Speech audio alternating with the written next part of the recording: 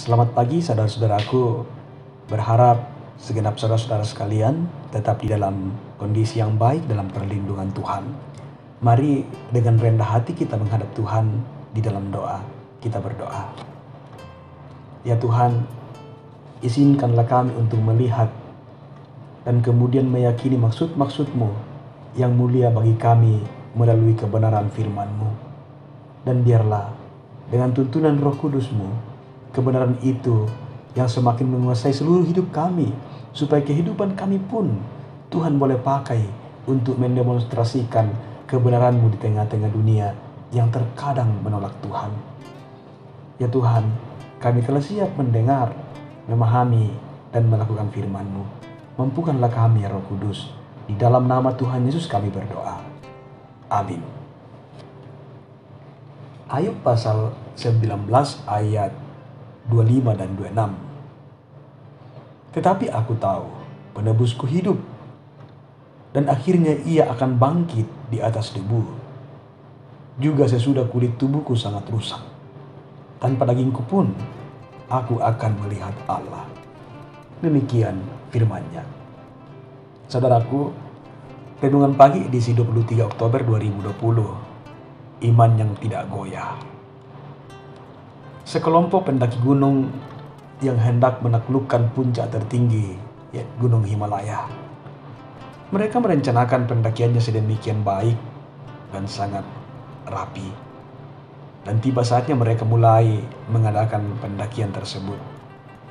Jalan yang begitu sulit dan terjal, namun mereka berhasil melewati semua tantangan. Tibalah mereka di puncak gunung, dan di sana mengibarkan bendera sebagai simbol kemenangan. Dan dengan bangga, tertawa puas, seraya melepaskan kebanggaan atas keberhasilan mereka itu. Setelah puas menikmati keberhasilan menaklukkan puncak gunung yang tinggi dan dingin itu, mereka pun kembali. Namun saudara-saudara, pada akhirnya tidak ada yang berhasil pulang dengan selamat. Mereka semua mati kedinginan dan kelaparan dalam perjalanan pulang karena kehabisan persediaan makanan. Sekelompok pendaki ini memikirkan, merancangkan keberangkatan mereka sedemikian rupa, namun mereka lupa mempersiapkan perjalanan pulang mereka, sehingga mereka tewas di tengah perjalanan pulang. Saudaraku, saat ini ada begitu banyak orang yang begitu menyibukkan diri dengan perjalanan dan petualangan mereka di dalam dunia ini, menikmati puncak-puncak kenikmatan mereka.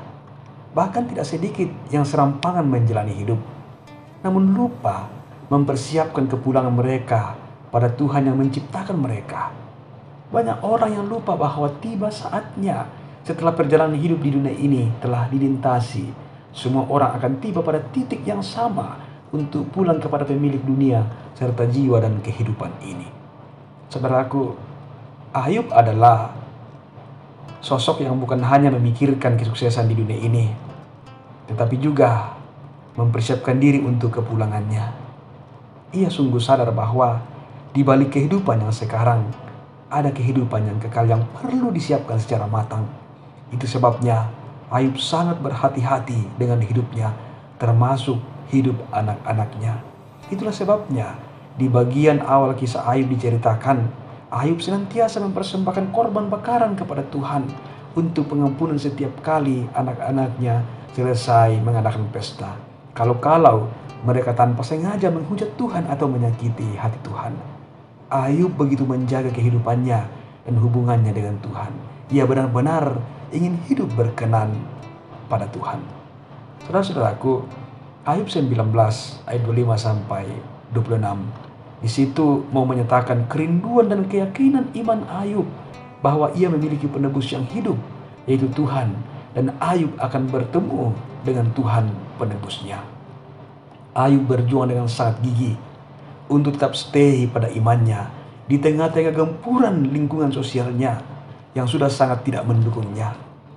Di dalam titik terendah hidupnya lah, ketika mendapatkan berbagai macam tekanan, psikis, penyakit, dan di dalam tekanan itu, ketika semuanya terasa sangat menyesakkan dadanya, bahkan ketika ia merasa kekuatannya sudah hampir tidak ada.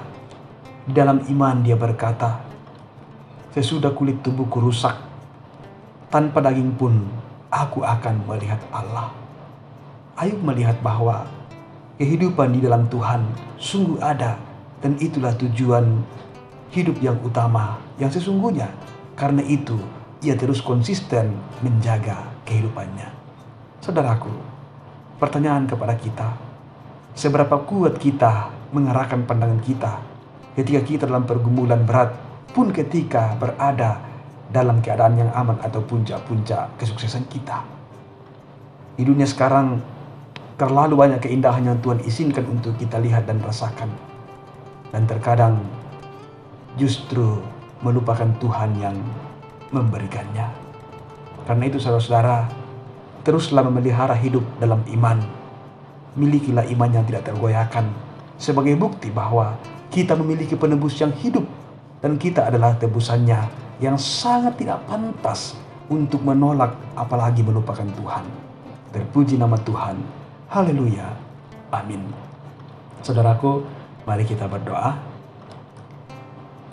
Ya Tuhan, terima kasih atas firman kehidupan yang boleh meneguhkan iman kami pada saat ini.